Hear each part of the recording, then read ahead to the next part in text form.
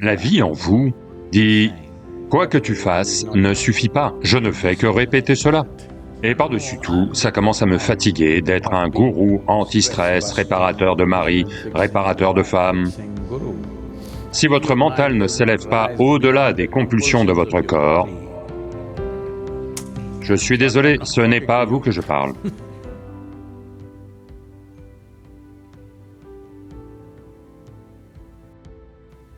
Quelqu'un m'a demandé « Sadhguru, pourquoi êtes-vous si dur avec nous ?» Beaucoup d'autres gourous disent des choses sympas. Vous êtes tout le temps dur avec nous.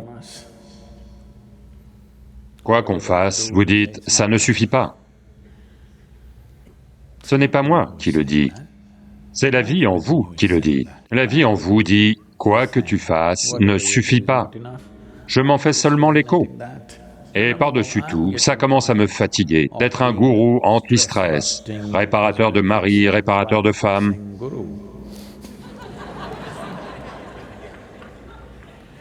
Un yogi est censé vous faire quelque chose qui est au-delà de vos films physiques et psychologiques. Je ne suis pas le réalisateur de vos films physiologiques et psychologiques. C'est votre affaire de bien gérer ces deux films. Il y a assez d'intelligence en vous pour mener la vie. La question c'est seulement, est-ce qu'elle travaille pour vous ou contre vous? Quand votre intelligence travaille contre vous, vous êtes fichu. Il n'y a pas de possibilité dans cet état. Donc, quel est le chemin? Eh bien, Adiyogi a parlé de 3 formats de base pour réaliser ce qui est au-delà. Avec certaines personnes, avec les Saptarishis, qui sont 7 hommes très déterminés, il a parlé de la science, de la connaissance. Ça a duré des décennies d'exploration. Pour ça, il te faut un intellect tranchant comme un rasoir et la persévérance de rester sur quelque chose pendant un certain temps requiert une immense capacité intellectuelle pour être capable de rester sur quelque chose sans osciller. Il est plus facile de maintenir vos émotions comme ça.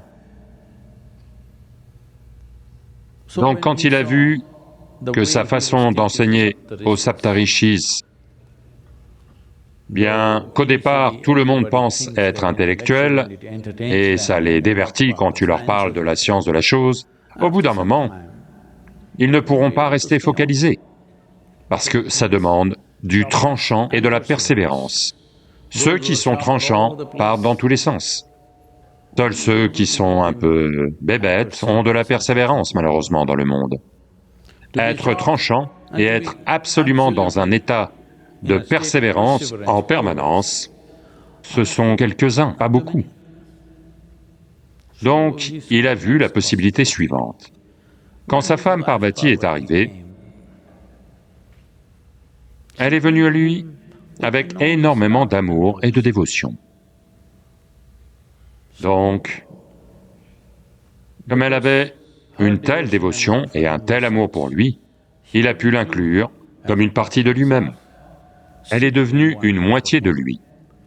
Et, à vrai dire, dans les langues indiennes, le mot pour femme est Ardhangi. Ça veut dire qu'elle est littéralement une moitié de vous. Je crois que même en anglais, il y a un mot comme ça. Douce moitié, dure moitié, n'importe. Non, ça dépend, au cas par cas.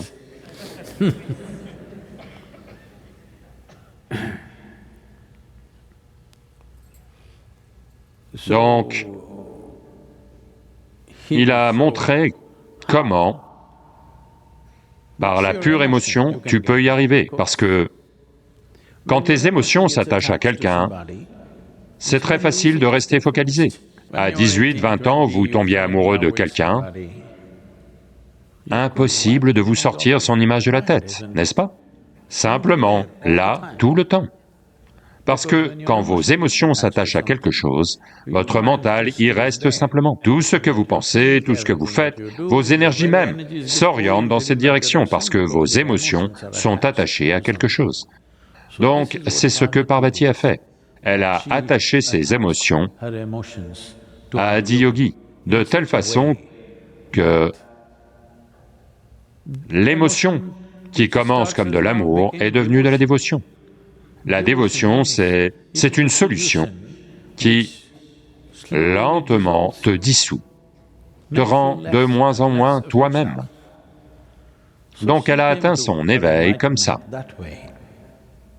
Elle a connu l'au-delà comme ça. Puis, il y en avait d'autres qui étaient ces gens. Ils sont littéralement comme s'ils étaient tombés de lui. Ils ont demandé, « Et nous alors? Tous ces gens brillent, et nous alors ?» Il a dit, « Ne vous préoccupez pas de tout ça. Ça, c'est pour les idiots intellectuels. Ça, c'est pour les idiots émotionnels. Ne vous préoccupez pas de tout ça. Vous, soyez simplement, vous faites de toute façon partie de moi, qu'y a-t-il à faire pour vous? Ne vous en faites pas pour l'éveil et les bêtises. Soyez juste ici, simplement. Parce que vous n'avez aucun sens de vous-même, vous n'avez rien à faire. Restez juste dans le coin, c'est tout. » Donc, ce sont les trois façons dont il a transmis. Dans le monde d'aujourd'hui, tu dois commencer par l'intellect, parce que tout le monde pense qu'il est...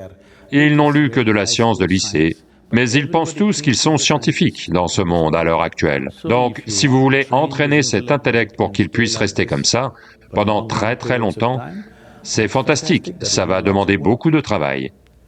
Mais vos émotions sont capables de ça.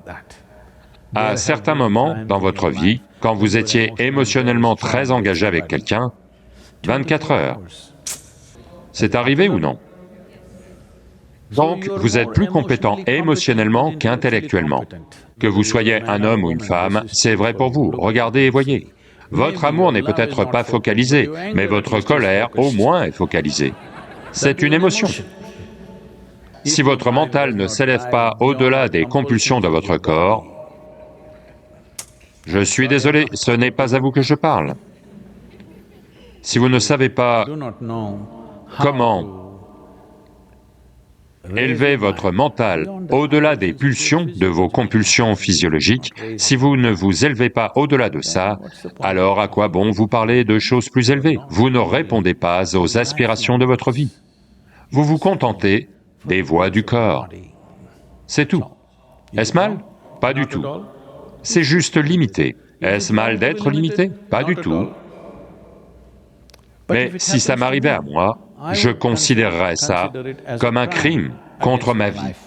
Mais différentes personnes ont différents standards, c'est parfaitement OK. C'est juste que ne parlez pas de grandes choses quand ce que vous voulez, c'est ça. C'est une perte de temps pour vous, et bien sûr pour moi. Quelques éléments physiologiques ont pris de l'ampleur dans leur mental à tel point que il semble impossible de les dépasser. Non, non, vous devez juste les regarder avec un peu plus de conscience, c'est tout. N'avez-vous pas l'intelligence nécessaire pour dépasser ces choses? Vous l'avez, croyez-moi. C'est juste que votre intelligence est hypothéquée par tellement de choses qu'elle n'arrive pas à penser clairement. Parce que de petits besoins physiologiques et psychologiques, vous les avez tellement enjolivés, avec tellement de fioritures, que vous ne voyez plus ce que c'est. C'est un processus très simple. Les besoins physiologiques de la faim et de la sexualité sont des choses très simples. Si vous les voyez tels qu'ils sont, très facilement, vous pouvez regarder au-delà. Le corps et le mental sont des outils, sont des instruments qui vous sont donnés pour que vous viviez. Pas pour que vous soyez asservis par ces deux outils. Vous êtes censé en devenir maître.